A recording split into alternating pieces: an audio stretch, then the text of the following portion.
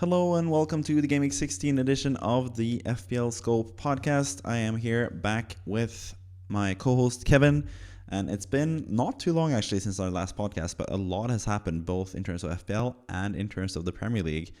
Mainly, which the thing that is the headline of our current podcast, like the thumbnail of the podcast, Arne Slot and Mohamed Salah have clearly had a pretty big falling out in general. So yeah, what do you make of this? Is this the last we've seen of Salah, the greatest of all time in Fans Premier League, in the Premier League? Or is he going to be able to come back at some point, whether it is for Liverpool or for a different team?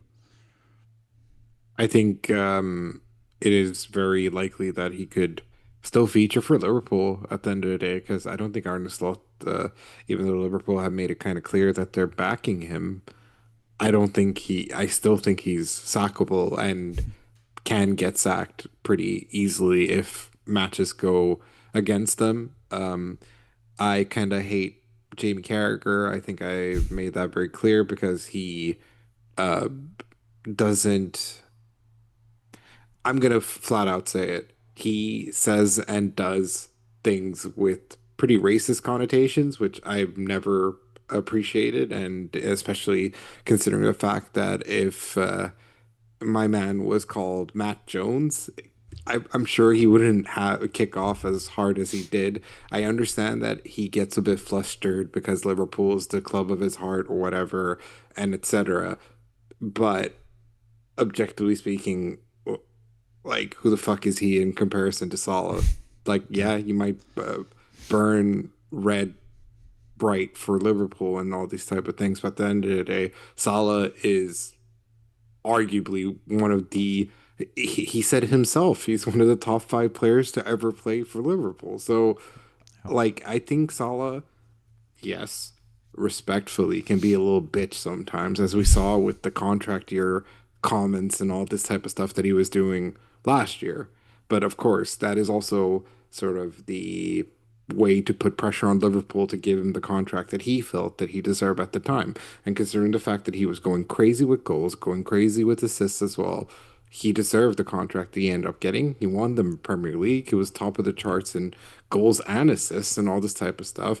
And then he sat there, no offense, being likened to Jacob Murphy because apparently Salah's to be blamed for why Isak is not scoring goals. The guy who got the most assists, I don't remember if he actually did get the most assists in the Premier League last year, but if he did, He you're did, you're I think going so. against the guy with the most goals contributions in the league and shitting on him for absolutely no reason.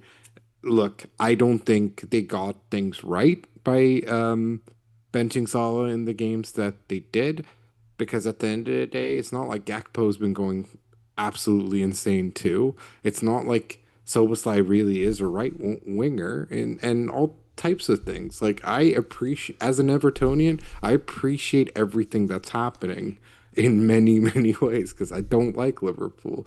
They Yeah. deserve this. Their fandom deserves this. And most importantly, Jamie Carragher deserves this. That's the epitome of what he deserves in all this.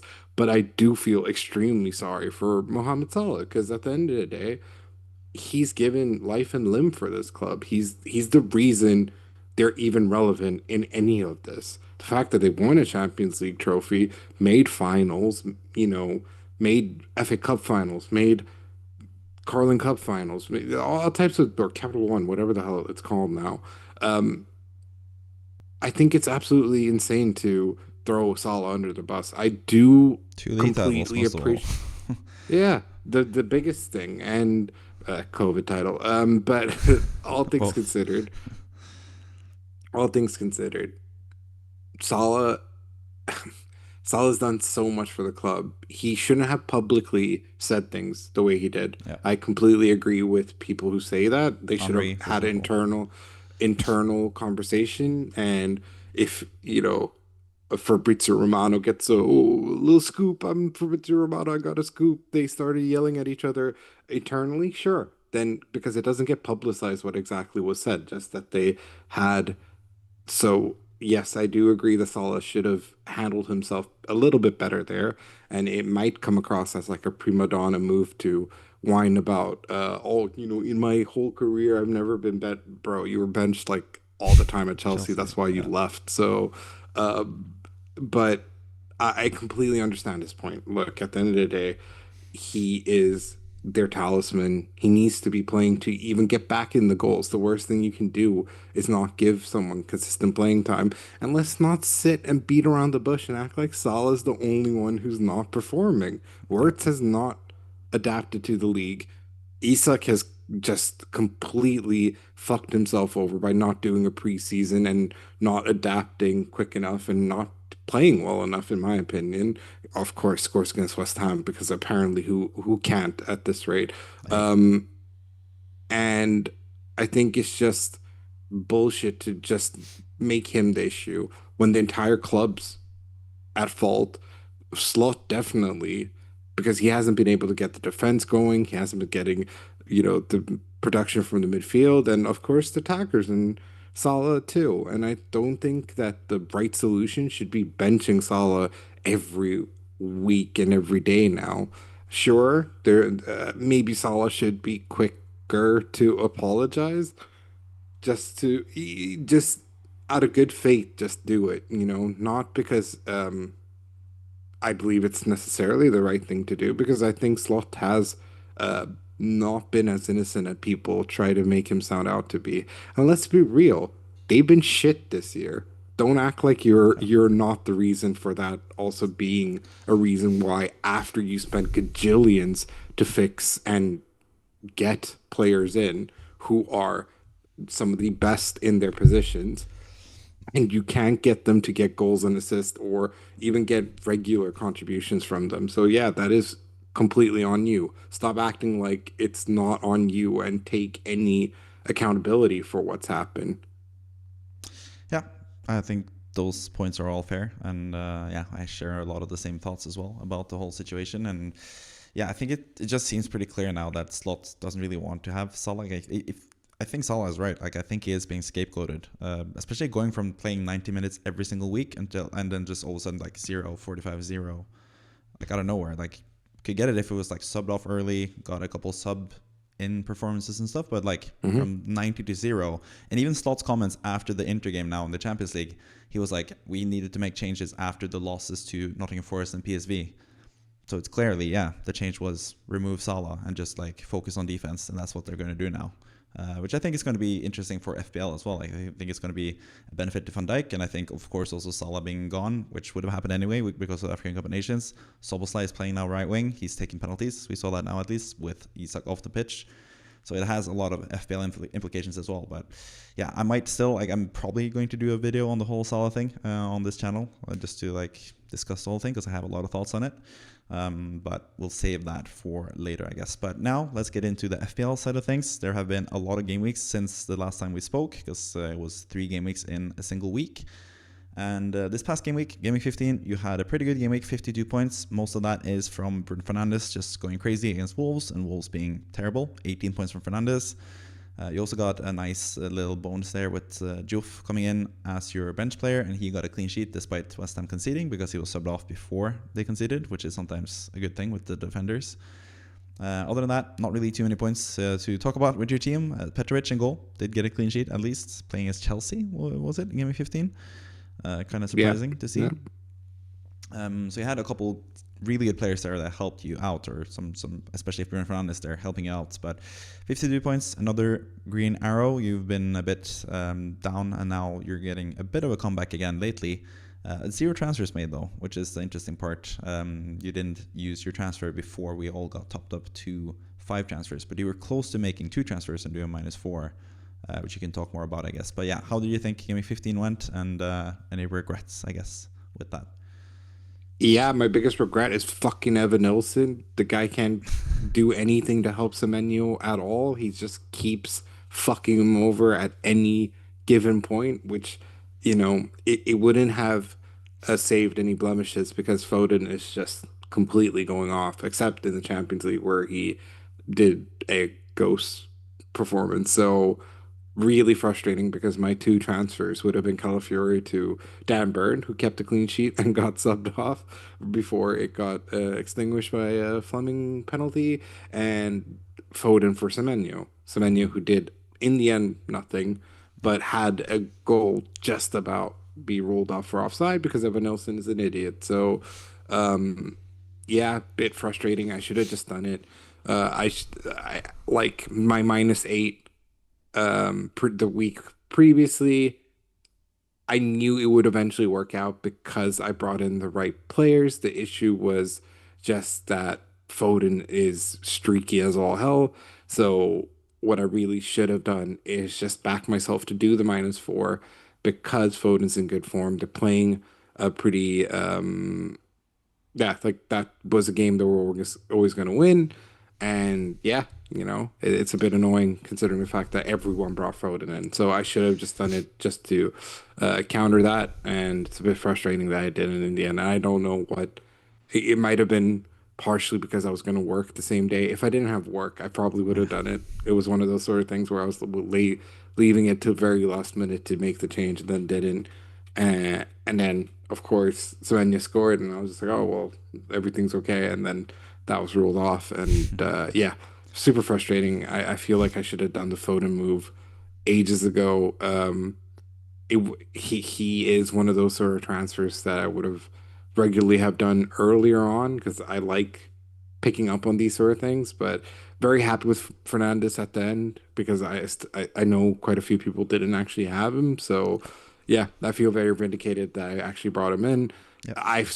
To be honest, and because I told you I didn't watch the Man United West Ham game, right? So, but just judging from your comments and then seeing the highlights, I should have been rewarded in that regards too, because Bruno was great in that game. He just didn't have the margins with them. And Yep. then against Wolves, he somehow has everything going his way because Cunha screws up the pass a little bit there, and the pitch is a bit like Yep. waterlogged. So he really has to do everything he can to reach that ball and score. And then obviously got a really good assist to Mason Mount, and then got the penalty. So yeah, this is what he's capable of. We know that Bruno Fernandes, and um, not to sort of give his critics credit, but he is the king of the small matches. Like Yeah. Yeah. as someone who captained him against Leicester back in the day, Yeah. like Last season, twice. so that he's capable of this, and Wolves are just that bad. So it felt like a must win for United. It felt like a obvious performance for Bruno Fernandes. And yeah, the underlying stats haven't been lying. He's been really good all year. It's just finally that the end product is there, and kudos to him. But in terms of the rest of the team, Haaland hitting the post and all types of bullshit, margins not being with him, a shame. Ultimate, I don't regret him because I feel like eye test wise, he's still doing a lot of the right things. Just unlucky that he didn't get away with a goal or assist. I personally am really irritated that he's not the pen taker. Yeah. Like I understand that Gordon is scoring them, but he's not as good of a penalty taker as Ultimate, so I don't get it. Thiago, I don't remember what was it that happened in that game? They played. What, Was Igor that the Thiago? game? Spurs. Lost 2-0 to Spurs. Ah, yeah, Never close yeah, to yeah, scoring. yeah. Sort of like a nothing game. Minte Strange. maybe could have had something, but didn't do really much. Saka got a assist, but Saka got it. But then who was the other player who didn't get an assist, even though it's like basically the same situation? I can't remember. There was another FPL asset who did Jif, legend, my DEFCON king, got himself a clean sheet and then was like, all right, you don't need me. We're good. We're good. And then, of course, you can see it straight away after he's gone. So, fair enough. Calafiori, piece of shit. Really stupid yellow card, in my opinion. No, of course, he's a great defender. But yeah, Unai Emery is just a complete hater of Arsenal. I've never seen anyone beat their former team as much as I've seen Emery do it. So he's a generational hater. He did very good with Aston Villa lately, and Yeah, the form that we expected in the first 4 or 5 game weeks, where everyone who banked up on Aston Villa, it seems like now is the time to uh, cash in because they, pun intended, yeah. because it seems like they're just in the form of their lives and they're going to try and go for a European spot this year. And Might fuck be it, the if they win title. the Premier League, Yeah, I'll be so annoyed. And Arteta deserves to be fired if that's if he loses out to Aston Villa and Unai Emery for sure. And that goes with what goes without saying for every other manager except Moyes, because I have no title ambitions. So, Pep but gets yeah, sacked. of course, Buendia just scores a pretty decent goal. Van Dijk, Liverpool are in complete tatters. Very impressed by Petrovic and Senesi and all those guys. They did a really good job against Chelsea, but also thought that Chelsea looked good, pretty good defensively as well. Um, so yeah, like I can't. I feel like we're all having bad weeks, but we're also having good weeks in that sense. Like I feel like FPL has been completely up and down, especially for me because I've just been getting captaincy choices very wrong lately. But it's not the wrong. I don't feel like I'm getting the wrong players because I'm picking players who are performing. A week ago, I went for Fernandez, Yeah. and it should have been Holland. And this week, I went for Holland when it should have been Fernandez. But like, so that means I am picking amongst the right players. It's just about hitting a sweet spot and all this type of stuff. And how are we supposed to know that in a game where Holland, where they won 3-0 and pretty comfortably, if I remember correctly, where Hmm. Holland gets 0 goals contributions, and then fucking Ryan Cherky does a Rabona assist to Foden, who scores a header. Like, Yeah. it's just one of those things. That's football, right? At the end of the day. But pretty happy with the team. Annoyed that Munoz didn't play because I reckon it would have been a different result for Crystal Palace too if he had. But Yeah. fair enough, man. Thanks, Jeff. Yeah. You've helped out with 6 points for you. So lucky you, I guess. Let's see Hmm. if someone else got lucky in Kimo. Yes, he did. He got Reece James in with 6 points for Munoz with the injury with him. He's going to be out for a while now with surgery, Munoz. So that's going to be a bit of a headache for some managers. Kimo actually had 5 transfers available in Gaming 15 before getting 5 new ones now in Gaming 16. But he only used 3 of them. So he burned 2 transfers basically in this instance. But he did do Ismail Assar to Foden. He also sold Mateta for Thiago. 2 points there for each, but Foden gained him 12 points on Sar, of course. And then he sold Virgil van Dijk for Livramento, which I think is like, I get it for like a cost-cutting move, but I don't think that's the right decision currently now with Van Dijk and Liverpool trying to be more defensive and having good matches. But Livramento could be a good option. Newcastle, I think, are going to be better now going forward, but they did concede that really late goal against Burnley, which really messed up a lot for those defenders in general. So, yeah, when it comes to the rest of his team, he did not have Bruno Fernandes. He did have Mbeumo, though, with 8 points, which is decent. Mbeumo had so many chances to score more points that game as well, but he kind of had a bad game. Like, I think it was mostly down to him, but at least he got a goal and got 2 bonus points. Holland captain as well for Kimo. He also did that in game week 14 when he actually gained compared to us too. But this game week, Holland was not the right captaincy choice, I guess, at least in terms of the points we actually got from it. Foden in the team, of course, coming in for Sar, 12 points. And that's pretty much what Kimo had. Foden with 12, and Mbeumo with 8, and then James coming in off the bench with 6 points. Other than that, just blanks all around. Apart from Triffer on the bench with 6 points as well, getting that clean sheet against Chelsea. So yeah, what do you make of Kimo's game week and the decision to make only 3 out of the 5 transfers? Like, ideally, with 2 free transfers available that he just burnt, didn't use, what would you have, like, it's easier to say now in hindsight, but like, what would have been like a smart thing to do for Kimo's team, do you think? Like, who are like the weak spots in this team that he could have changed? Yeah, I mean, I feel completely vindicated in getting rid of Enzo. So, Yeah. I think Enzo is a bit of not an issue, but there are better options there for similar price points and also for cost saving things. Like imagine if Enzo was Dewsbury Hall, for example, Hindsight. because you could have. It is hindsight, but you could have kept Virgil as well by doing that. Yeah. So, and I also think, I mean, obviously now, um, I wouldn't have said Munoz, but I would have definitely maybe addressed the striker situation as well, because there are some good options there. Krupi Jr., I don't think is as worth it anymore. So I feel like he could have made some small moves there. There are the likes of, I can't believe I'm saying it, but like Calvert-Lewin, there's Ultimated. There are some fun options there. I think even Mark Yu could be good now because Yeah, Delap's out. I mean, yes, Juan it's Pedro post game scored week in though. the yes, sure. And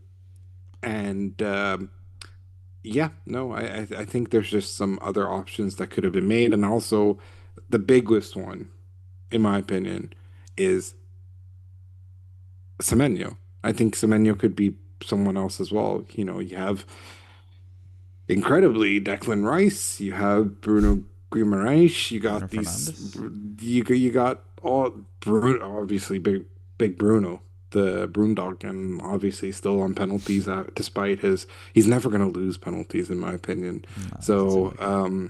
yeah, so I think there were some options there, and it's even worse than what I did because yeah, you've now burnt even more free transfers, which makes no sense. So, and he apparently had 1 million in the bank, so Yeah, there's even more or freedom to play around with some of these O'Reilly could have things. been had as well. Yeah. So, oops. Yeah, I think O'Reilly, Fernandez, like these guys are like pretty like popular players right now. Could probably have gotten that somehow, but yeah, also Hmm. not too much money in the bank either. Like in terms of getting like Fernandez is pretty expensive. O'Reilly's not too Hmm. expensive, but yeah, he went for Livramento instead and sold Van Dijk. So yeah, a couple of like slightly puzzling moves, but at the same time, I think his team is looking pretty good. I think the midfield will need some changing for the next few game weeks with Mbuemo going to African Cup of Nations. Minte is not actually, and Semenyo is not because Gambia and Ghana are not going to African Cup of Nations, but Minte has also looked a bit off it lately, and so has not really looked as good for a while now. And Semenyo, of course, also is struggling a bit, but he also gets like Burnley at home pretty soon, so he's not like a definite sell. He has Man United away and then Burnley at home. But then after that, he gets some pretty tough fixtures. So I think he is someone that you could keep, but Minte and Enzo been a bit like middling. But they've gotten a lot of points for Kimo in the past, so I get why he has some affinity for those guys. But yeah, 47 points for Kimo. Decent game week, like not the best, not the worst. It's an okay game week to get 47 points, and Foden in at least was the major part that he did get right. So yeah, he had Foden, you had Bruno Fernandes. Now let's see the manager of the week. He had not Foden actually. He only had Bruno Fernandes, but he did make him captain. Henrik Sørensen, or yeah, Sørensen. He's Danish. He got 92 points. He has 5.2 million in the bank, and he also burnt a transfer. So we've had 3 people just burning transfers now going into the Afcon transfers week, which is kind of crazy. But in this instance, at least it did gain him 92 points. Could have done damage to the team. Maybe he would have bought in like a player that got less points. Like maybe would have sold Tarkovsky with a 9-pointer off the bench for Munoz and gotten someone else in his place. That could have happened, I guess. But 5.2 in the bank, especially, is kind of crazy to look at there. Obviously, the likes of Saka is not here. Haaland is not here. Like, that's the main thing with this team. That's probably why Fernandes was captained in the end, because Haaland is not a part of the team, which is kind of crazy. But Haaland is also, like, tapered off a little bit now, like the last few game weeks. He's had a couple of blanks and stuff, but still going without him is a bit crazy. But this manager also has triple captain left, which is also interesting with no Haaland, and free hit left, which is going to be interesting for the next game week as well, which we'll talk about later in the podcast. But yeah, 92 points. Obviously, hugely helped by the 36 points from Fernandes, 9 points from Tarkovsky, 8 points from Iliman Ndiaye, who also showed up again right now before he's leaving for African Cup of Nations. Chalobah with 11 points. He's like been like sneakily a really good defender this season in FPL. Like he keeps getting points, whether it's from goals or clean sheets or DEFCON points. Like he has been just slowly collecting a lot of points this season, and is like an underrated pick, I think. And of course, I'd be remiss to not mention Jared Bowen, who scored a beautiful goal against Brighton. Clever little finish there from Bowen. He is also someone that is on my radar firmly for like game 18 onwards when West Ham have easier fixtures, but I'm also a bit wary about going for West Ham players again because, yeah, it usually doesn't go that well for me. But 6 points also from Declan Rice, which is amazing because he is an amazing footballer. So 92 points in general or in total. Also benched a couple points with Petrovic at 7 and Senesi with 8. So could have been even more. But I think playing Timber rather than Senesi was the right call. It would be really hindsighty to say Senesi should have played against Chelsea rather than Timber against who they are still playing against again. Aston Villa, of course. Yeah, that is actually a pretty tough game, but still, Senesi would probably be benched for me. It's equally hard, I'd say. Yeah, and Arsenal, you expect more to get a clean sheet than Bournemouth, even though that didn't happen this time around. But yeah. So 92 points for our Danish friend. So one Norwegian, sort of. Kimo is Egyptian. He is the third founding member of the FPL School podcast, but he is also living in Norway, and he's an honorary Norwegian, of course. A Swedish guy and you, and a Danish guy as the manager of the week, which is interesting. But yeah, 92 points for Henrik Sørensen. How do you think he did, and what do you think about his team? It's a special team without Haaland. Interesting team. No Haaland, no Saka. 5.2 in the bank. 92 points. Yeah. What do you make of it?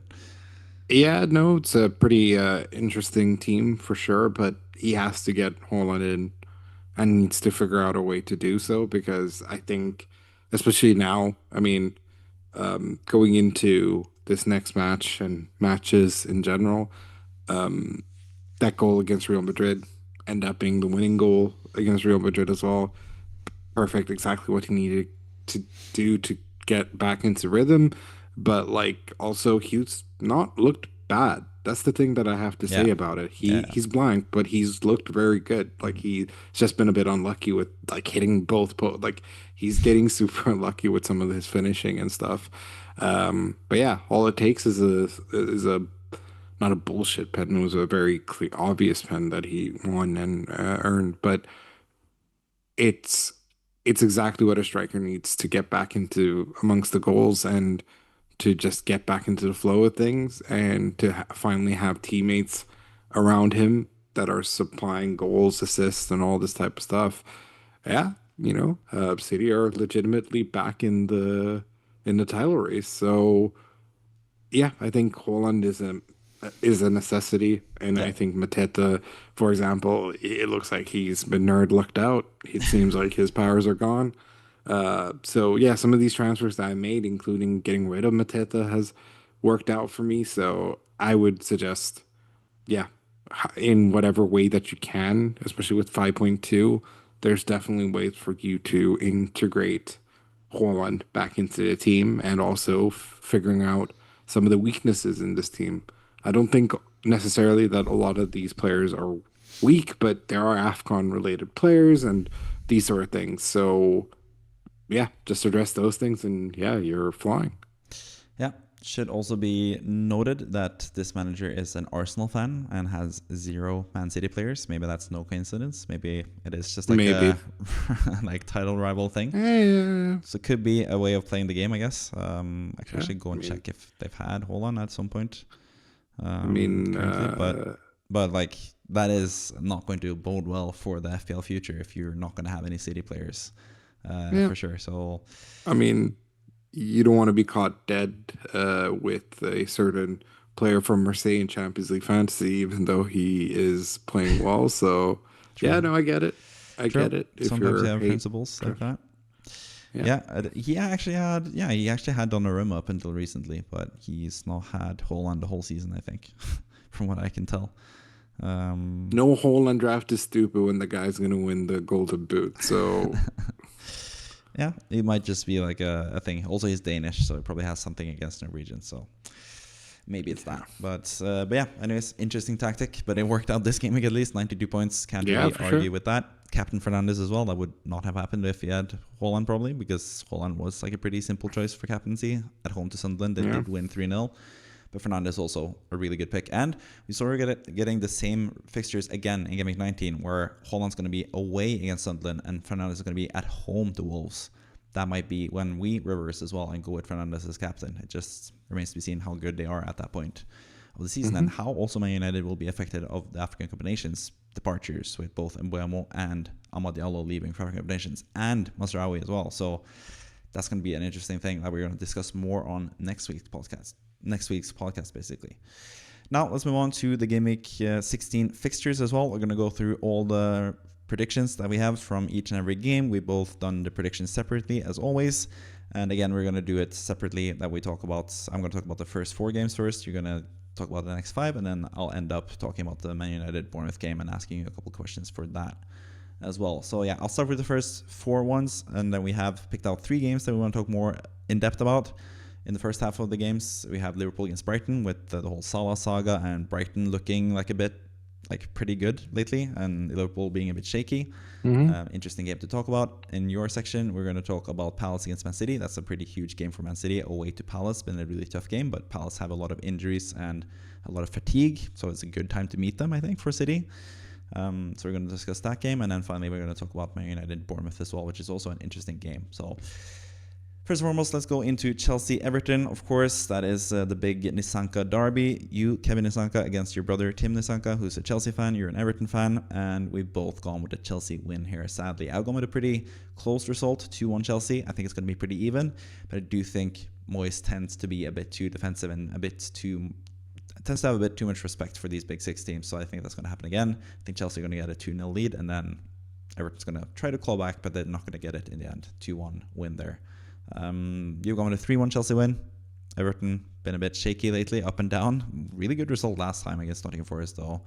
So yeah, just some quick words. Like we weren't going to discuss this game, but it is a pretty big game for you, of course. So yeah, how much faith do you have in Everton in this game, and why have you gone with 3-1 Chelsea? I have plenty of faith in Everton. I just want to reverse jinx them. Fair enough. Let's see if that works out for you. Anyways, now we're going to move on to the game that we're actually going to talk a little bit more in depth about, and that is Liverpool against Brighton at home at Anfield. Of course, it's going to be a huge game. This is the first home game since the Mohamed Salah saga. The other game was away from home.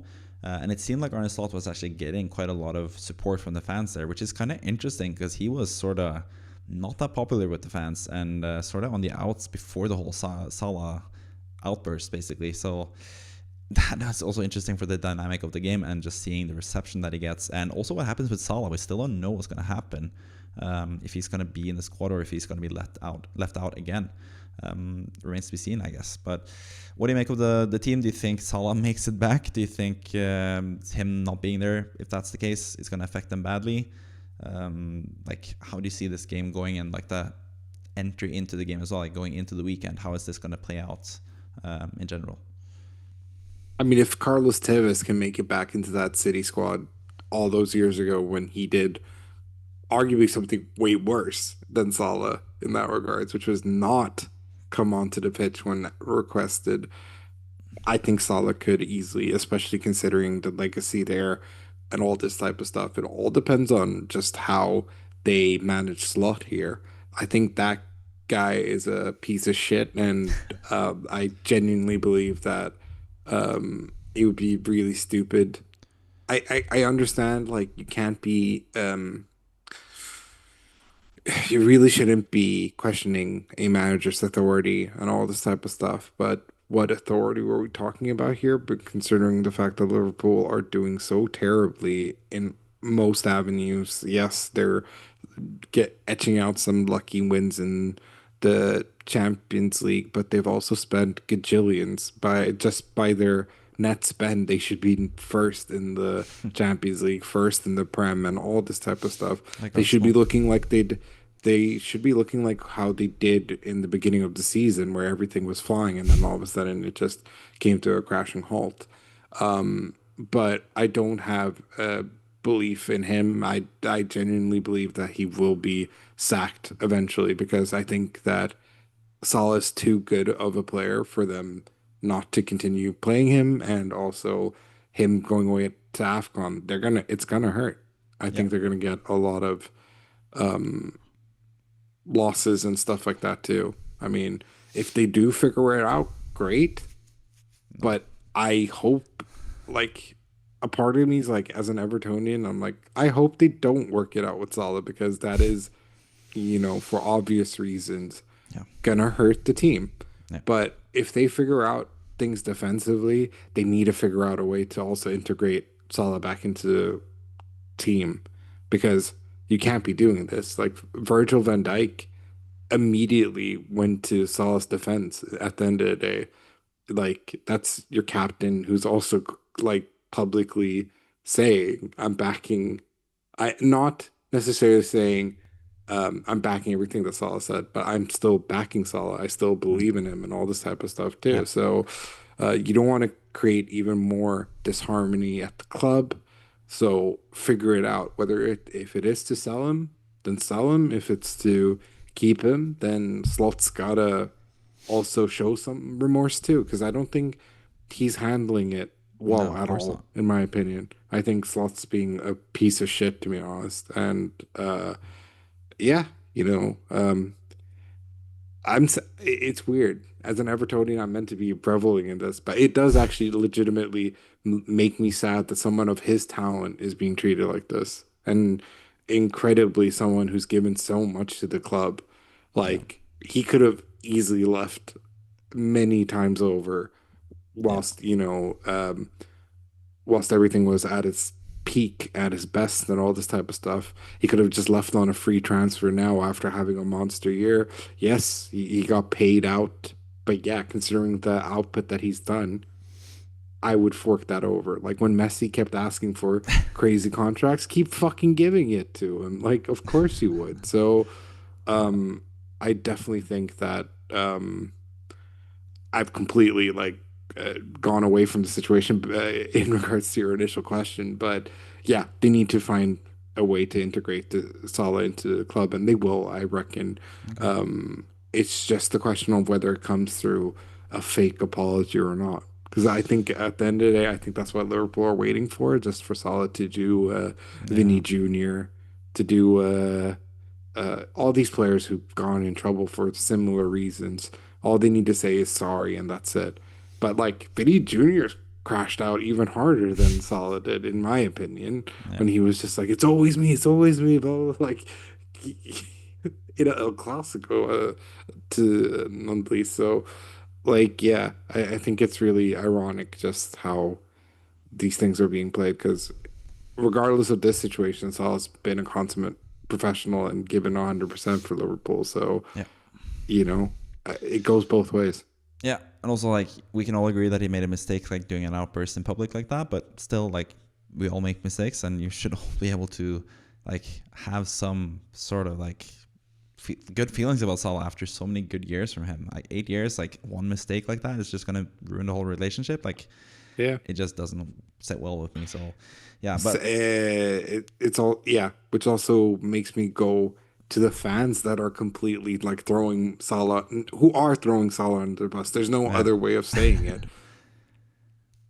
Who the fuck do you guys think you are in that regard? It's like, this is the guy who gave you guys immeasurable happiness these yeah, last couple of years. yeah. Like, is this how you repay him for like one little outburst? It's not like he outright said "fuck Liverpool." No, That's no, not what he no. said. He So, wants to and play that's for how Liverpool. That's people, the thing. Like, yeah, and that's the thing that bugs me the most. That people are legitimately taking his words and completely skewering them as if he said like "go fuck your mother." Like no one said anything like that. Just yeah. relax. But that's also Liverpool fans, fucking dramatic little pieces of shit. So Yeah, those same Liverpool fans will gladly accept Isak with open arms, despite him doing much worse to leave Newcastle than yeah, to join exactly. Liverpool. Yeah, but in the end, like, how will this affect the game? Like, let's say that Salah is not part of the team. Like, how do you think the game Yeah, plays out? I gone with a 1-1 draw, you gone with a 2-2 draw. So we have sort of the same things, like the same vibes here. Brighton are a tough team to beat in these big matches. Like, they are really up for it against these types of teams, and especially in this type of situation. Brighton's also like their whole like full court press, like the way they play football. It's going to be difficult for Liverpool to, like, especially if they are affected by this whole situation. Brighton's going to make it tough on them. Of course, Liverpool got through the Inter game, which was quite impressive, away at the San Siro, I should say. just having me That's answer. San Siro. They still managed to get a win there for the first time in a long while against Inter at that stadium. So it's still going to be a tough game. I think Liverpool could win it, but I think, like, for me, I think it's going to be like a pretty defensive battle. But I think both teams will score a goal. I could easily see this being a 0-0 as well, but I just made it 1-1 because Brighton typically score, and I think, yeah, it's going to be a really interesting game. I think it could go both ways, but you're going with 2-2, I'm going with 1-1. How do you see this playing out with or without Salah, I guess? I think I think it's funny. I feel like teams in Europe don't seem to know what to do with Liverpool, but it seems like a lot of English teams know exactly how to respond to Liverpool and Mm. their style of play and Arne Slot's pretty predictable um, tactics. So I personally think that it'll be a bit of a shootout. I think these games tend to be a bit of a shootout as well, Yeah. just Remember the 3-3 historically. Trossard hat trick? Yeah, and all types of stuff. So, and also think that Brighton are capable of doing random matches like that, and they have it in them. Of course, now all things considered, with the win against Inter, and maybe that has also spruced some life into the team and all these type of things, and Arne Slot's gonna try and prove everyone wrong and all this type of stuff. Yeah, I could see Liverpool winning the game too. I just think that it's too quick of a turnaround for that to happen, and therefore the result to be a draw. So here's hoping they lose because so I could just post a picture of because what was it? Salah just randomly posted a picture of him training away from the team, and what was it the character said? Like even now, even more than ever, I want Liverpool to beat Inter. Like go fuck yourself, man. Yeah. You're such a piece of shit. Yeah, fair. Next game that we have on the docket is Burnley against Fulham at home for Burnley, and I'm going with a 1-0 Fulham win. We both think this is going to be a low-scoring game, and you go with a 1-1 draw here for between these two teams, which I could also see. Fulham aren't that good away from home, and Burnley, this is the type of game that they need to get a result in if they want to have any chance of staying up. So that makes sense. Next game also pretty seems pretty simple to predict. Arsenal at home to Wolves. It's the top of the league against the bottom of the league at the home game for the top of the league against the bottom of the league away from home. So I'm going with a 4-0 win. I think Arsenal will be really ready to go after losing now against Aston Villa. They did beat Club Brugge 3-0, and Club Brugge is not an easy side to beat, as we both know. And now they're facing Wolves, which is an easy side to beat, at least this season. So yeah, I'm going with 4-0. You go with 3-0. Pretty simple stuff there, really. It's going to be a big Arsenal win, and we both go with a clean sheet as well, despite some injuries to the Arsenal backline. But yeah, that was the first part of the sections, or like the first part of the games, the Saturday games. So you can take it away with the Sunday games and ask me some questions about the Palace Man City game, I guess, first and foremost. Yeah. So clearly there's a bias there for you to predict a draw between Crystal Palace and Man City. Obviously, I'm only kidding. You do suspect that Crystal Palace have had a good start to the season, looking like a side that's gonna have a top half finish, maybe even in the European spot contention. But with the recent news with Munoz, I think sadly, even though they're very good defensively and offensively, but with the likes of Mateta and Sar being out as well, I just think that the City side will perform. They have to win this sort of game if they want to be on Arsenal's ass in regards to the league. And yeah, the players have been performing like crazy. So in regards to that, that is going to be my question in regards to the game. If you could pick three players, any position from City, rates, and we'll exclude Holland because I feel like Mr. Sorensen, besides yourself, everyone has him. So, who would you? Who would be your top? Okay, you know what? I'll exclude Foden because I think now with the five transfers as well, everyone will have him. So essentially, who would be your final City spot and why? And why is it Nico O'Reilly? I mean, I would probably say Nico O'Reilly, but I also think they could concede. I don't know. It's going to be tougher now. Like, I did make this prediction before the news about Munoz like being out 100%, and Mateta also like struggling even more. Not just the 60 minutes, but potentially not even starting against City. He might be out for the game. So I think it's going to be tough for Palace, like losing most of their good players, like Sar, Munoz, and Mateta. So I probably would change to the suggestion or the prediction after that. But when it comes to City and their best asset, like maybe just go all out attack because Palace are sort of there for the taking. I think Palace will try to defend and get a point that way. Probably they do have Mark Gahey, they do have some good players. They will have to play Nathaniel Klein, who's a 3.8 million defender, by the way, at right wing back. That's an interesting pick for the future with Munoz out. But for Man City, maybe just go all out attack and go with Doku, for example, or go with Cherky. He's been really good lately. Like, he is someone that could easily be what they need in this type of game as well. I think the fact that he was subbed off early in the Champions League game tells you something about his importance for this game. I think he's going to start rather than Reinders, and I think he's going to be sort of the key to unlocking a really tight and tough to beat Crystal Palace defense. So yeah, I think Ryan Cherky would be the one that I would go for there, because he's been showing a lot of good stuff this season. So yeah, he's my pick. Absolutely. In regards to Nottingham Forest Spurs, we've gone with two different winners. I don't know honestly why I went with the Forest win, but I just felt, fuck it, it's Dyche ball. Let's see what he can do. And Spurs have been really inconsistent as of late.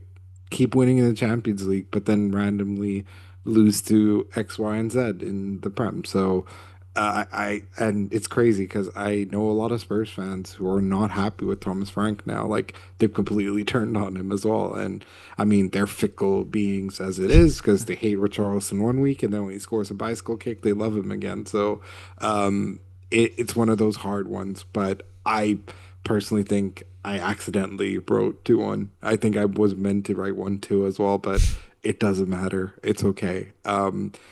Interestingly enough, in this Tyneside derby, you've gone with a 2-2 draw. I've gone with the Newcastle win.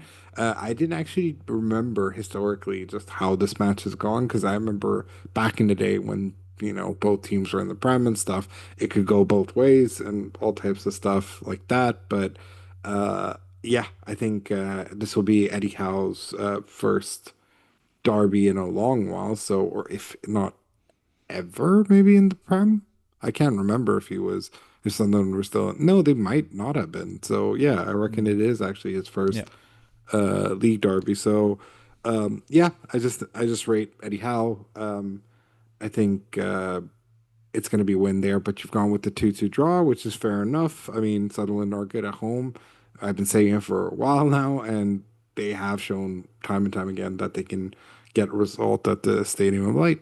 But okay, in West Ham Aston Villa, I was being nice to you guys and gave you a cheeky 1-1 draw, maybe a Jared Bowen action there, but you were like, nope, they're going to get steamrolled. It's a 3-1. Morgan Rogers is going to do the Rogers celebration, and life goes on for Unai Emery, and their push for the league title and top four continues. Fair enough, I guess. In Brentford Leeds, we both gone with a 2-goal margin Brentford win. I don't know why I think DCL will score, but it feels like such a bullshit DCL goal is going to happen in that game. Um, Probably, I'm assuming, is this Dango's final game or is Dango going to Afcon? Tango's going to Afcon. Yeah, this is his final game before he leaves. Yeah. So, yeah, I'm assuming we expect both him and Thiago, or, yeah, him and Thiago might do something. So, fair enough. Seems like a pretty standard win for Brentford, who have been much better than a lot of us suspected going into the season, and what a revelation he's been. But then we can go to the final game of the match day. It is Man United versus Bournemouth. I originally considered a draw previously, considering everything with United as a whole, Bournemouth as a whole, but now considering United's league positioning, Bruno Fernandes getting amongst the goals. You would have Mason Mount amongst the Yeah, goals. He it's had looking Brian good. Mbeumo's final game before he heads off, and there's a lot of positives around Man United. Um, but I think the question I guess I have for you in regards to this, in regards to both teams, really, who would be your three picks from both teams? So it wouldn't be three In total. from Bournemouth Yeah. in total. Yeah. Who would you pick and why for this match? I mean, I go with a 1-1, but I think if I were to choose a winner, I would go with Man United being the home team and all that stuff. But I feel like Man Hmm. United just lately, at Old Trafford especially, they've just been not living up to the standard that they that they want to be setting. So I feel like a cheeky 1-1 draw here could happen, but I would probably lean towards my United assets. I think Bruno Fernandes is like the main guy to have here. He just looks like to be in really good form and is going to play more offensively now than he has done previously in the season. I don't know. Like, I don't think there's too many good assets there. I think Semenyo could still be good. Like, he has been close to getting points for the last few game weeks now, and Man United are a team that I would see conceding as well. That's why I've gone with a 1-1 draw. So Semenyo is the one that I would select from Bournemouth if I were to choose a player from there. And then finally, like, I think maybe, Cunha will have to start providing the goods at some point. Cunha and Mbeumo both had several chances to score against the Wolves. Cunha, of course, maybe a little bit emotional being a game against his former team where he got booed. So maybe this is the time that he finally shows up and scores some goals and stuff. So probably Cunha. Fernandes, Semenyo, Cunha. Those three guys seem like decent options for that game, I think, in total. Yeah, because you're not crazy enough to go defensively with Man United. They conceded against Wolves. I think that says enough. But I have actually thought, like, especially now with Mazraoui leaving, I think Diogo Dalot is going to play more just right back, which is his natural position. I think he's going to be pretty high up the pitch. He almost scored against Wolves as well, had a really big chance, so he could be a good pick. He got an assist, didn't he? You might have, yeah, actually. I think Bruno Fernandes or Cunha does the deep through ball to Dalot, who squares it. Yeah. I think he actually did get an assist. Mm-hmm. Yeah. So so fair enough. He could be a good pick as well eventually, but for now, like, they'll need De Ligt back. Like, that's gonna help them as well. Like, when he's back and Martin is now being back, like, that's gonna help them, even though they are losing some attacking prowess after this game. But I think they should probably win this game, but it is, that's what typically has happened when they should win games at home. They haven't been able to the last few game weeks. So we both know that they've struggled against some teams that they should be beating, honestly, with the stature that they have. But both Everton with the win and West Ham with a draw have proven to be more difficult than they expected before the game. So I think that's the case maybe for them.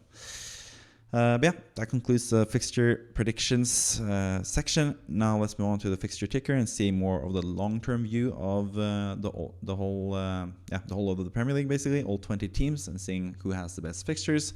Currently, it's Brentford. Igor Thiago is like a really simple choice there for Brentford, but they have like a bit of an awkward thing other than that, like the second banana sort of guy you would go with alongside Thiago, especially attacking wise, would be either Dango Ouattara or Kevin Schade, but Schade is suspended for Game 16 and comes back for Game 17, and Dango is playing in Game 16 and leaving for Afcon in Game 17, so you sort of don't have that double up chance with either of them, really, because they only play one out of the two really good games that they have coming up now. Defensively, you could go with a Brentford player. Kelleher, we don't really rate that highly as most other people do. But I don't really know with Brentford. But Man United also sort of have to wait, both with Man United and Everton, for the really good fixtures. Bournemouth at home is a decent fixture for Man United. Aston Villa away is not so good. And Newcastle isn't even that good either. Everton also, Game 18 is like when they start their good run. But I think the team that is actually like the team you could jump on now, of course, Arsenal with the Wolves at home fixture. You would want to triple up or double up if you have the chance. But like a slightly longer term approach with the next 3 game weeks, I think Fulham is like a team to consider potentially. But do you think that's the case? Like, I know you don't have the best thoughts about Marco Silva. You don't rate him that highly. But Burnley away, Nottingham Forest at home, and West Ham away seems like 3 pretty good fixtures to potentially go for some cheap Fulham assets to like sort of be a bit of a differential for your team, and also just give you some more funds elsewhere potentially, because they are pretty cheap. So what do you reckon with Fulham? And also they're losing both Iwobi and Chukwueze for the African combinations that could also affect them. Do you think there's any Fulham assets that are intriguing to you, or do you think that's a team to just stay away from despite the good fixtures? Yeah, Fulham are a weird one, but like I feel like generally speaking, they've lost a bunch of matches that they're meant to lose, if you really consider it. Like, they lost to Crystal Palace, which I think is fair. They lost to City, which is fair, and they barely lost to City. Yeah. Then they beat Spurs somehow, which is very well done, away from home. They beat Sunderland, got battered by us, so fuck Marco Silva. beat Wolves, and then lost away to Newcastle, lost at home to Arsenal, lost away to Bournemouth, away from Aston Villa, beat Brentford again, a team that they could beat, won against Leeds, lost to Chelsea, drew to Man United, and drew to Brighton. So all things considered, it seems like they very much have won, like the only maybe shocking result here is winning to Spurs. winning against Spurs, and even the Crystal Palace one, it came quite late. So yeah, I think it's perfectly fine to go for them. And Yeah. Anderson's a big DEFCON monster when he gets it right. So yeah, I don't fault people for doing that. I do also recognize that then from game week 19 onwards, it is a bunch of games that I expect them to lose or to Yeah. concede, especially. And I think, like Chelsea's not. So what is it? Burnley's great. Nottingham Forest is pretty good. West Ham is, I mean, it can be hit or miss, especially because it's going to be at the London Stadium. Then Crystal Palace away when fixtures turn. It's like, ugh. And then Liverpool, Chelsea, not great. Leeds is okay. Brighton at home is like, again, question mark. The Man United away. Everton at home. I hope they lose 6-0. And then City, Sunderland away, Spurs, West Ham. Like, ah, man, it's a real roller coaster for them. So if you're thinking about like a cheap stash, or if you want to have Anderson for 3 weeks, go for it, and then switch to maybe like you just can't for whatever reason get Nico O'Reilly right now, or you're unsure about City's defense, you could go with Anderson and then swap over, or you could even potentially Go with Kane. get an Everton Yeah. defender in. So yeah, I think pretty viable, and I might just do that myself. I might make my final transfer be GIF to Anderson because I have exactly enough. So yeah, why not? I think those are Yeah. you have to target these sort of matches. So fair enough if you do. Could move to an Everton defender in game week 18 or Man United defender in game week 19 as well if Mm-hmm. Ligt is back They're all and they depend. look better Yeah, with Wolves at yeah. home and Burnley away. Mm-hmm. So yeah, some good options there. Offensively though, any Fulham players that tickle your fancy? Chukwueze is leaving. He's been looking good, but Harry Wilson has been looking really good lately. Fantastic Yeah, goal against yeah. I think Palace. Harry Wilson's one of those who I've always wondered why he's at Fulham Yeah. in that regards. And why he doesn't 'Cause play like every game 90 minutes. Like he should be like the yeah, figurehead of a team, it feels like, at that yeah. level. I mean, there was a reason why he was at Liverpool. There's a reason why he is so highly rated, and there's a reason why he does these sort of performances. So, what is it? Four goals contribution in the last three. Like he's clearly got the talent and clearly is a player who can make a difference for any Premier League side.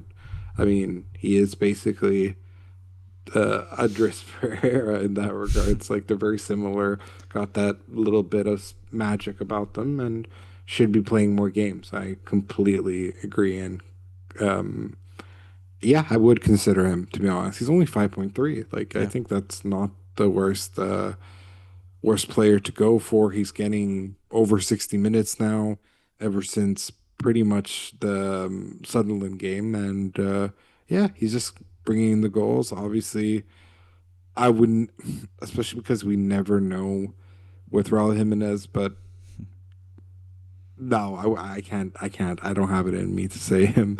I would probably see another fun, cheeky little option because I noticed he's been getting a little decent amount of DEFCON as of late. Is Kenny Tete? Okay. I think he's much better than what he's also shown. I'm really annoyed that he didn't come to Yeah. Everton and used Everton as a fucking bargaining chip to just get a better contract with Fulham. But I think he's great too. I think yeah, I think he's a fun little player, and also I think he's also 4.5 if I'm not Yeah. mistaken. Yeah. So 4.5 as well. yeah, I think those three might be the options. It's Anderson, Wilson, and Tete. Kenny Tete. Yeah. Interesting. Okay, cool. That is the fixture ticker. Let's move on to the weekly wildcard draft that I do every single week on this podcast, or on this channel, I should say. It's getting late.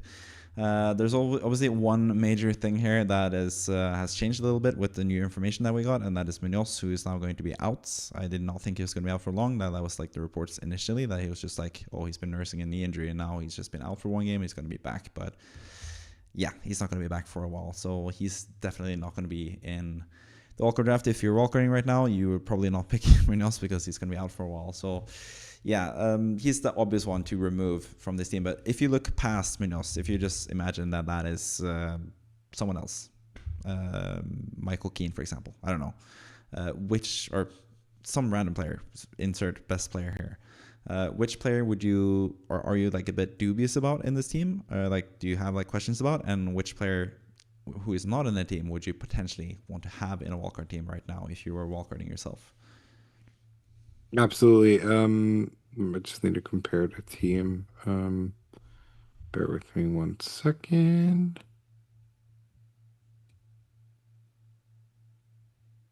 Yeah, I mean, some of the omissions, if you will, in regards to players is, I mean, is it that glaring of an omission? In my opinion, not really. But I think Bruno, not Bruno F, Bruno G, baby, Yeah, Guimaraes, even though he was on the tail end of an own goal this week in the Champions Champions League. League, Yeah, he's still been balling out in the Prem. yeah, I think he is someone I would consider, but of course, I understand why you omitted him out, considering the fact that he has difficult games. In regards to defensively, I think I actually agree with a lot of these picks. I'm just trying to think of who else you might be missing out on. Timber's great. O'Reilly's great. Munoz is, well, injured. insert best player here is Yeah, pretty good. That Virgin is good. Anderson is good. KD, KDH, man. Who the fuck is KDB? Soboslai. I think he's a great pick because he's clearly a good teacher's pet, but also, not to disrespect him like that, he is a brilliant football player and yeah. should be consistently be playing for Liverpool anyways. The fact that there was a time where you didn't know for sure that he's gonna start or not is crazy to me. So, Everyone expected him to um, be dropped with Verge coming in. That has not yeah, happened. and that I completely understand why when Verts was at his best and all this type of stuff, but now Verts is winning penalties in the Champions League, and that's it. Um, Other than that, obviously there's the glaring omission of Mohamed Kudus. No, I'm just kidding. He did take a penalty I though. think yes, he did, which was interesting to see. And I think in regards to midfield, it's pretty much as optimal as it gets. It's very optimal, even. It's just a question of with the strikers. Um, yeah, Holland has to be, Thiago has to be. It's just a question of whether you want a Voltamed, do you want a Welbeck, do you want Hugo Ekitike again? Because Yeah, he's now maybe. back amongst the goals and he has to be starting now that Salah's out of the team as well, which leaves them even more of an opportunity to maybe play with two strikers and get Ekitike and Isak going. But remains to be seen. And yeah, I think other than that, I think the team looks pretty optimal as it gets. The question I might have is, what's your thoughts on Gyökeres? That is someone that I have actually brought up as someone that I like for this game week, especially against Wolves at home. I think he's going to start after last game when Mm-hmm. Marino started the game and Jokers came on at the half. Played in the Yeah. Champions League as well, of course, and didn't score. But as always, Arsenal do really well when he plays, but he doesn't really score as many goals as you'd like him to. Mm-hmm. But I think especially like the last game before he got injured, he was so impressive in one Yeah, half yeah, there. yeah. So I think he can definitely be a benefit to the team. He played 62 minutes, which is what you want from a striker in midweek in the Champions League. So yeah, I think he's a really fun option. But just for this one game week though, like I don't really like him long term. Like I don't think I would double up on Arsenal attack, or maybe even like I might go away from Saka after the Wolves game at home as well. To be honest, because they have some tougher fixtures after that. I mean, Everton away, Brighton at home. Like yeah, two kind of tricky fixtures. Not the best, not the worst. But I think for this game week, yes, Gyökeres definitely would be on my mind. But he's still like a bit capped. Like I don't think he's going to play 90 minutes every single game week with Marino proving his worth as a striker, and then Havertz also coming back in not too long. But I think definitely for this game week, yeah, you could go with a punt like that, especially since you're wildcarding now. You will have 5 transfers available for next game week, so you will be able to swap him out and like make that money go other ways. So for sure, he could definitely be in there for this game week, and then you can like sell him if he doesn't perform, or yeah, at worst, you can just have him for one game week and then sell him, or at best, he proves himself and becomes the striker that we think he can be, both of us, in the Premier League. So, yeah, Joker is definitely interesting, but yeah, probably just for this game week. But on a wildcard, that is a good idea, actually. So, yeah, I wouldn't mind it. Yeah. But I think that concludes basically the weekly wildcard draft section. If you want to see my reasonings for all these picks, including Munoz before he got injured, you can watch the video on this channel. But now we're moving on to the plans for this upcoming game week for Kevin, Kimo, and the manager of the week. First up is Kevin, who has already done plans or done transfers. 4 out of the 5 Afcon transfers have already been used for you pretty early in the week as well to get some price changes. Foden has gone up like crazy in price. Semenyo has also been dropping down in price like crazy lately. So now you've done the swap as well. Semenyo to Foden. You've also done Munoz because he's injured. You did this before. He was like confirmed to be out for longer, but you had a suspicion that he was going to be out for O'Reilly, who's obviously a really good pick. And this is where I'm a bit worried. Oh, first and foremost, let's go through the last transfer instead. Calafiori to Timber. Makes sense with Calafiori suspended and Timber playing against Wolves at home. Assuming he's ready to play. Wasn't part of the squad in the Champions League despite traveling to Club Brugge. But we assume he's going to be fine. Finally, Minte out. Even though you did predict a 2-2 result there between Liverpool and Brighton, for Dewsbury Hall, who's been in your team for a lot of this season, but he only got you 2 and 3 pointers every time you played him. But the game week where you free hit him away, he got 12 points. After you sold him, he's gone crazy, got not a lot of points.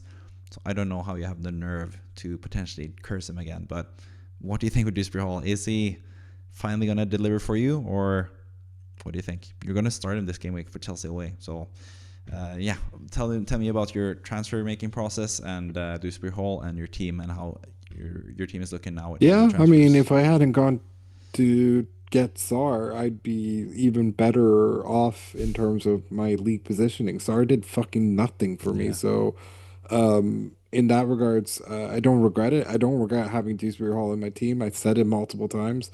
He will start getting points, and he did, Yeah. unfortunately, once the matches got as difficult as they did. So, um, for me, I don't view it as anything else other than, NGI is probably who I would also consider, but because of Afcon, he's not going to be there.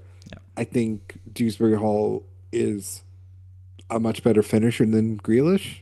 I Yeah. think Grealish is better at other things, but I think Dewsbury Hall is just that in this moment and just going nuts. And this is what he's always been capable of. I mean, we've seen him do this sort of run for Chelsea. We've seen him do these sort of things for Leicester back in the day. So, yeah, I'm more than happy with him. I will be patient because Chelsea and the next 2 games aren't easy by any stretch of the imagination, but he's that much of an X factor sort of player currently that he's capable of it. I mean, if you see the goals and the assists that he has been getting, it's very Quality. Yeah. high quality football. It is very much just a guy feeling himself and just gonna go for it at the end of the day because some of these goals and some of these plays are just fantastic. Like the goal against Man United, especially considering that that's his weaker foot, is incredible. So Yeah. yeah, I'm more than happy to bring him back. I'm more than happy for him to keep the streak going. So yeah, I'm very happy to bring him back. very happy to be on the Timber team, and I've always been a big fan of Timber. I just didn't know. I'm just glad that Arteta didn't like completely rotate him out. It's a bit scary with Benjamin White, who's just waiting there to bench him for a couple of games and here and all that bullshit. But I hope he is smart enough to still play Timber. Like he wins them points and all types of stuff. And you know, I always said like me. Did you go to this? Were you there with us when that happened? I don't. Did you come with us to the Community Shield game? That was City Arsenal. Nope. Anyways, I was there. I saw Timber do the classic Ronaldo, not Ronaldo, Zidane Roulettes. um roulette, like Yeah. seeing him do that, I'm like, what are you doing, you cheeky guy?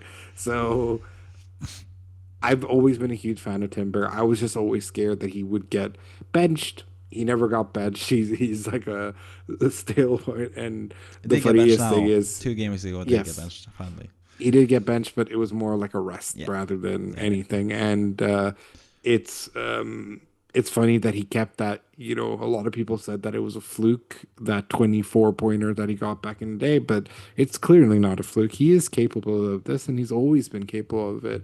It's just frustrating at the time when I originally wanted to get him in. I couldn't because I was too passive with my transfer, and he ended up being point 0.1 more than Calafiori, which ended up Yeah. with me getting Calafiori. Like I won minor battles with Calafiori because there was like once Calafiori got like a little bit more points than Timber or got a clean sheet because he was subbed off before something. But I immensely regret it. I also immensely regret getting rid of Gabriel because Gabriel is someone I've always had. Even last year, I had him for a lot of his hauls last year. So, yeah, I got a lot of these things wrong. And Arsenal are gunning for the league and are top of the table currently.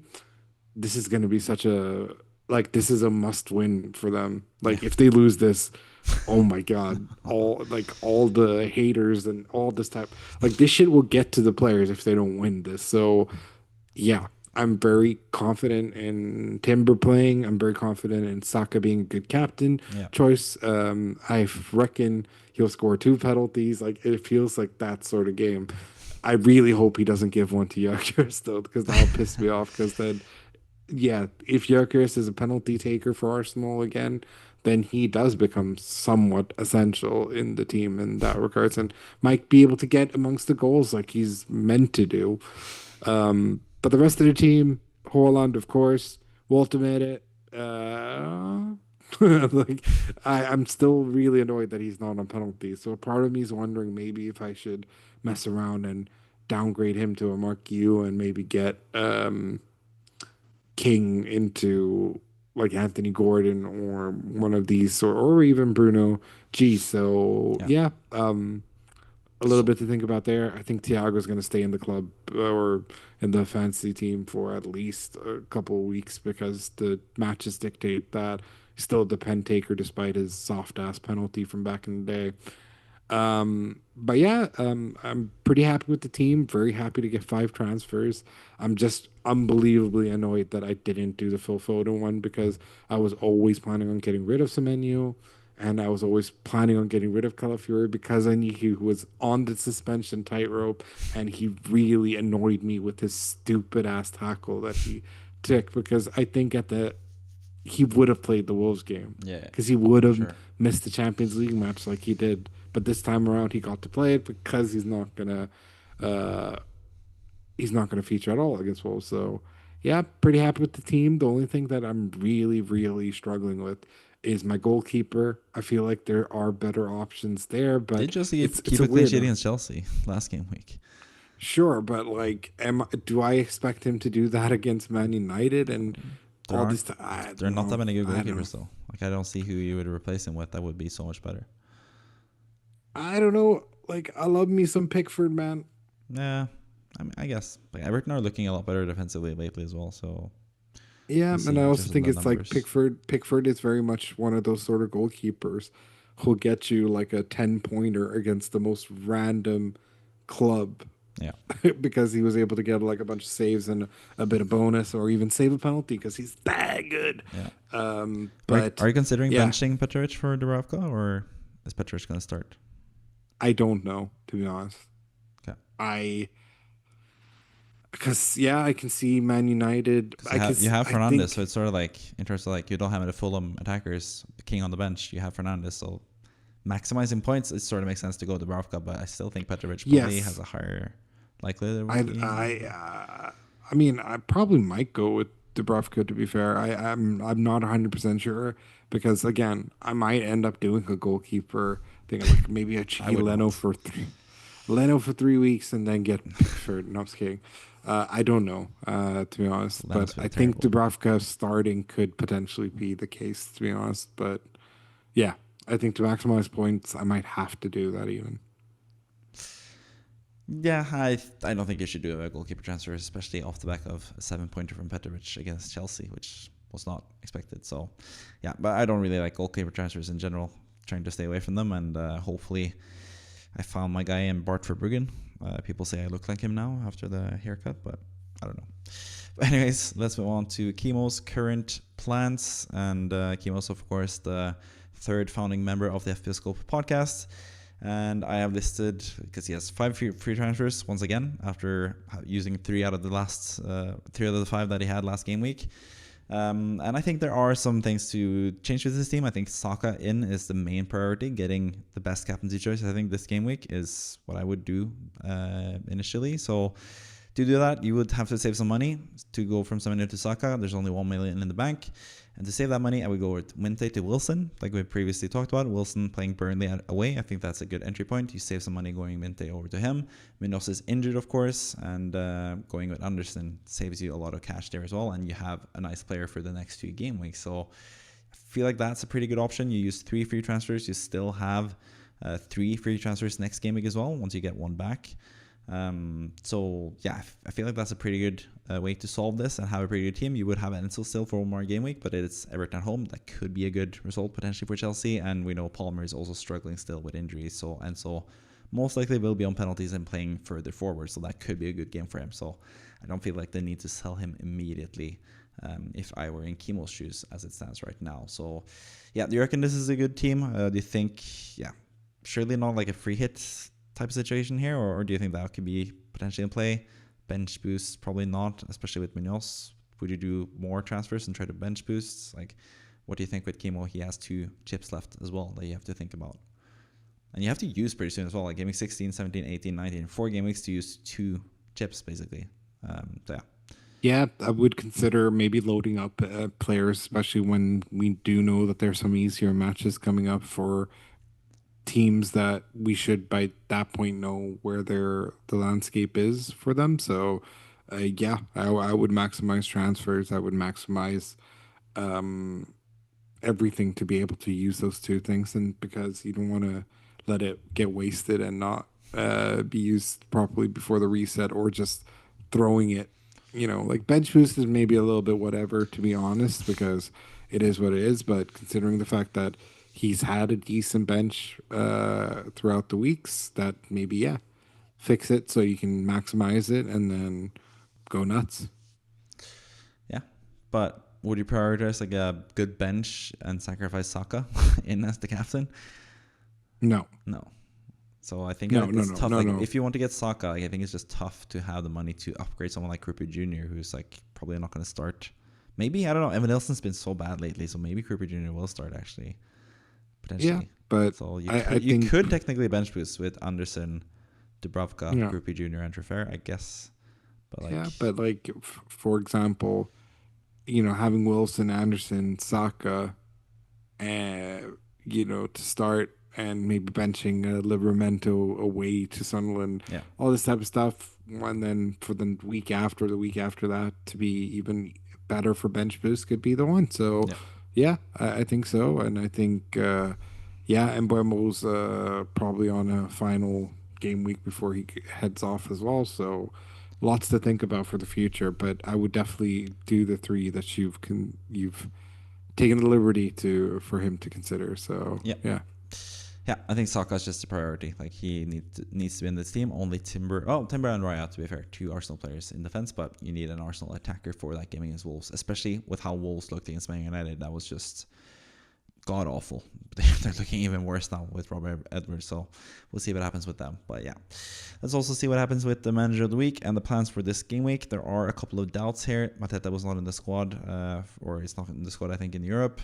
There is like some slight doubt about Timber. I was a bit like, should I have a yellow flag on him or not? Because he was not a part of the squad in the Champions League. I think he might be yellow flagged by the time the game week actually rolls along, but I also think he's going to be fine. But he is like a slight doubt maybe. Senesi is also a bit of a doubt, having been subbed off against Chelsea with an injury. Rice also not playing in the Champions League game for Arsenal. He's also slightly doubtful. So there are a couple of doubts here in this team in general. And of course, no Haaland, no City players in general. That's what I wanted to fix, I guess, with the transfers. So again, wanting to get Saka in, 5.2 million in the bank. That will help immensely to get Saka. So if Rice is not available to play, that's an easy way to get him there. But of course, with Timber and Raya, you would have to sell Rice anyway to get Saka, because you can't have 4 Arsenal players. So Rice to Saka makes sense to me. Iliman Ndiaye, one more game before he leaves for African Cup of Nations, where he might actually end up winning it, because Senegal are a really good team. But he plays Chelsea away. Seems like a decent bye-bye for him. He got 8 points last game week, so that's a nice send-off anyways. And Foden just seems to be, like, the Champions League game against Real Madrid notwithstanding, he seems to be in the form of his life almost. He's been in really good form before, so that's probably a high bar to get over, I guess. But yeah, Foden seems good, and O'Reilly I still think also looks good, especially with the injuries to Palace, and selling Munoz just makes sense. So we'll probably sell Munoz to get O'Reilly. I think that would be my preferred transfer. You could go with Van Dijk, but I think Brighton, the next 2 game weeks aren't ideal for Liverpool, but then after that they get really good fixtures, so you could wait to get Van Dijk as well. I don't think it's like essential to get immediately, but of course this leaves also still Mateta in the team, but he is someone that you could just bench and then sell him for Haaland eventually. Probably maybe sell Saka to get the money to upgrade Mateta to Haaland the following game week, because you'll still have a lot of transfers. But yeah, those are like the free transfer options that I have, and I also have the free hits, which I'm going to discuss. I actually made a free hit team that we were going to look at after this, but just judging off this team, if you disregard the free hit, because free hit and triple captain is available here. Triple captain, maybe Saka against Wolves at home. Triple captain could be a good choice potentially. So what do you think with the transfers if you weren't using the free hit? What would you do? Do you think the transfers seem to be okay? Do you think there's something else you could do? What do you reckon? No, I think the transfers listed are perfectly fine. I think, yeah, it would fix some of the issues in the team. I think free hit. I mean, I guess I won't say anything about free hit, but I think, yeah, those transfers are more than capable of taking this team further. But no, Holland is a big omission, but I don't think this is the match where you have to worry about that. So, yeah, I think for the time being, the priority is probably Saka and Foden. And considering we already know that Munoz is out and Morales in really good bit of form, man of the match in the Champions League match against Real Madrid. Yeah, those are 3 very viable options that are future proofing as well. So I would 100% go for those 3. Fair. So I could have done a good job, I think, with that. But yeah, I also think the free hit is kind of enticing, especially with so many like doubtful players that are going to be good assets after this game week. That's why I'm sort of like feel like doing the free hit and then having 5 free transfers to use more freely next game week could be a good idea, because Senesi, bit of a doubt. Timber, slight doubt as well. Rice, a bit of a doubt. Mateta also like trying to get some rest now and getting back to full fitness and being ready to play properly after the City game. I think those guys could still be good assets from game week 17 onwards. So I think free hit sort of gives you time and gives you 1 more week for those guys to be fit and healthy, and it also gives you more time to think about your transfers. And you can still use the free hit and bring in some really good players. I'll show you the free hit suggestion that I have. You can still get Saka as captain. Obviously, you wouldn't be able to triple captain him, but he's still there as a captaincy choice. You can get Ben White, who's going to play right back. He's not going to be available for most people. He is a super attacking right back. We know how high of a potential he has as a player. He got 14 points like 2 game weeks ago. He is an amazing pick to have there as well. And then Gyökeres, like we mentioned previously as well. Wolves at home, seems like a really good game for him. So I think the best triple of Arsenal would be White, Saka, and Gyökeres. That seems like a pretty good trade-off there. In goal, that was the position I was the most like unsure about. I go with Martinez because he plays West Ham. Hopefully, maybe jinxing it. Maybe he usually isn't that good against West Ham. He's made some pretty big mistakes against West Ham in the past, but it is Aston Villa. They are a pretty good team at least. Anderson in defense against Burnley. I think he's a good potential player. Burnley is always a team to target. Cucurella, I just like him in general. Yes, it's Everton probably concedes, but he could also score a goal. You never know. Double up with Dango and Thiago. Like I mentioned, Dango and Shade are not ideal because they have one game week where they do play, one game where they don't play in the next two fixtures. But Leeds at home, free hit.